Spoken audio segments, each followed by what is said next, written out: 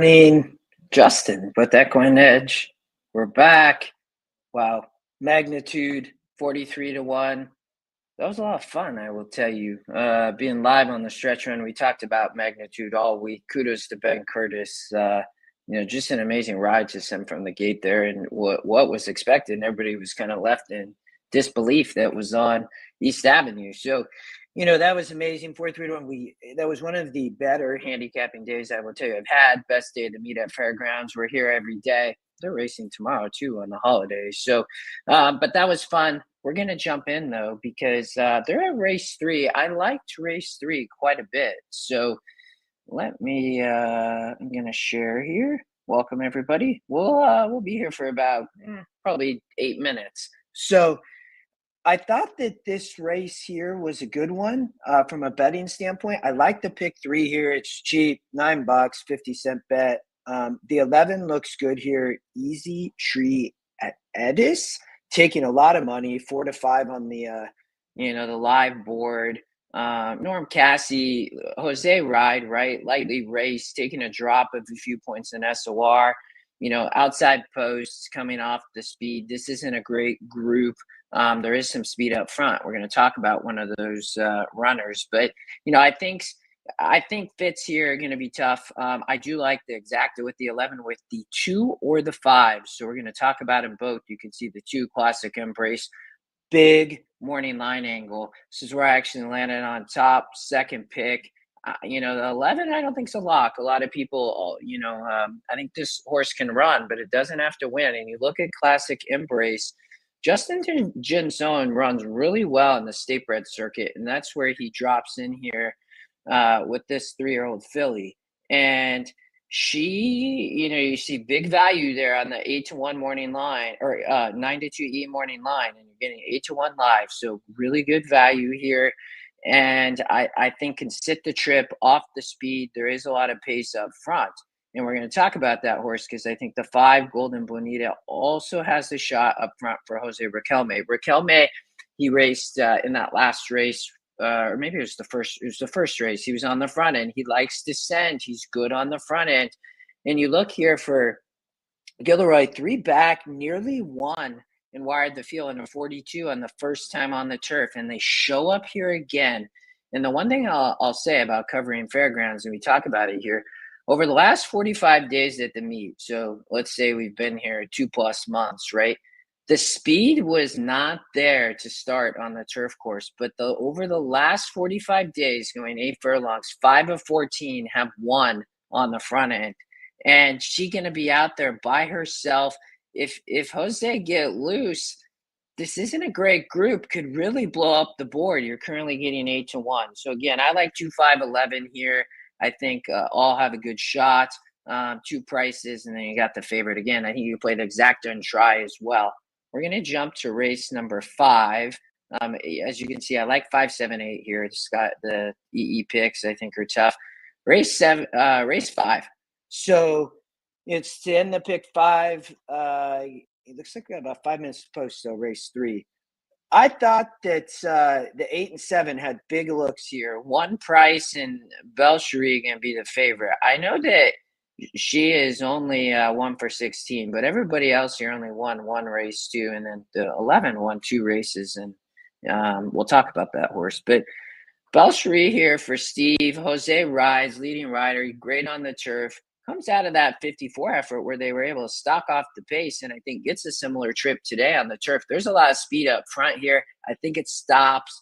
I think Belcherie can sit the trip off the pace. You look, was coming out of much, much tougher SOR races in California. So these are all in the 60s and now drops into a 50. So drops numerous points, just missed last out, I think can be tough. The other player we'll talk about is Storms of Life. I thought Storms of Life had a big long shot look. All right, so Sam David gets for the first time, comes out of tough races, broke the maiden in a 48 on the Woodbine turf and a 48 off the pace. You can see did run okay here in a 60. I mean, is 1 for 9, and again, this is a competitive group. Gonna be coming off the pace and flying. 67 GSR, wants the turf, wants 8 furlongs. There's a lot of speed up front. So we're gonna watch the race sim, and then we'll probably talk about a couple more races.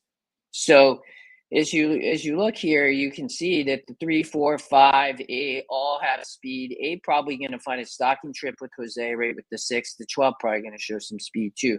So I think the 7 going to be coming late. That outside post, no issue. And you look here, and who's coming is the 8 and 7. There's the 6. So I like the 8 and 7.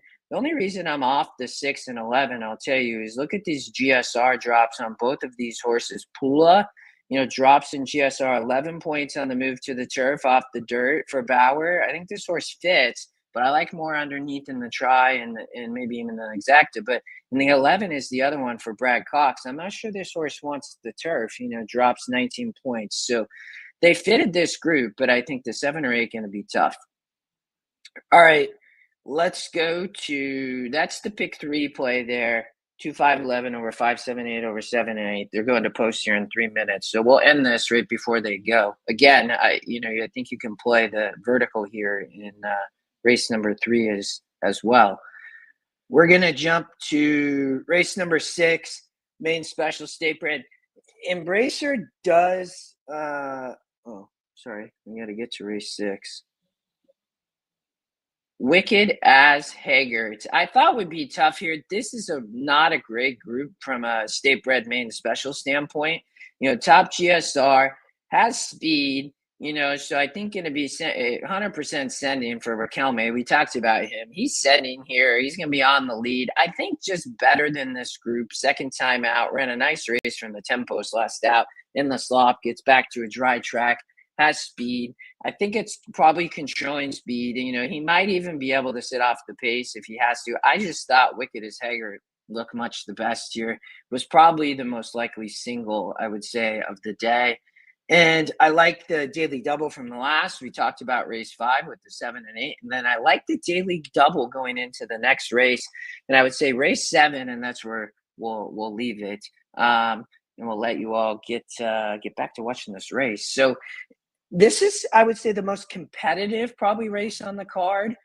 And I like prices in this race. The 4, Distorted d'Oro, the 7, Past Tense, and the 9, Paint Me Perfect. Nothing against the 2, 6, or 8, but I'm going elsewhere. And you can see Past Tense run twice at the distance, just better one at the distance. Paint Me Perfect might be a trifecta play, but I think is a live long shot.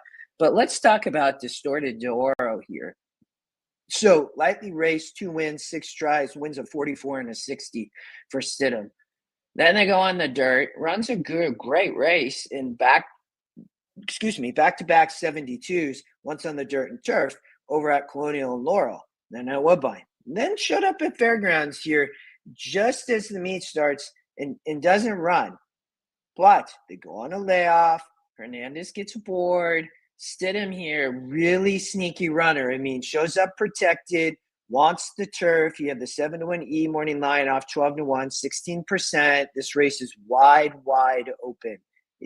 So there's a lot of speed here in the 3. I think the 5 sends. The 4, I think has the ability to probably, with all that speed, might have the ability to stock off the pace here and going to get first jump and dropping an SOR. They obviously knew that she was special with those back-to-back wins to then drop into Stakes Company in 3 out of the last 4 races been in Stakes Company, and now gets to drop into her allowance and be protected. The 7, Past Tense was another runner. Will need to improve, but ran really well last out on the slop off the turf in a 68. Gets back to the turf today. Great claim by Morley off Dutch Row. And when you look at these races, I think could improve out of those efforts. And then Paint Me Perfect, the one with all the running. And you look here, and she has not won in nearly a year. She won at Fairgrounds at a bit of a price at 6-1. Coming off the pace, that's what she's going to be doing today. And there's a lot of speed up front. So, I like the 4, 9, 7 there. 6, 2, 6, 8 outside players. Tough race, but that's where I'll leave you. I think you can key around the 9 in the last race. They're about to go at race 3. So I hope you all have a good week. We'll be back tomorrow, President's Day holiday. Chat soon.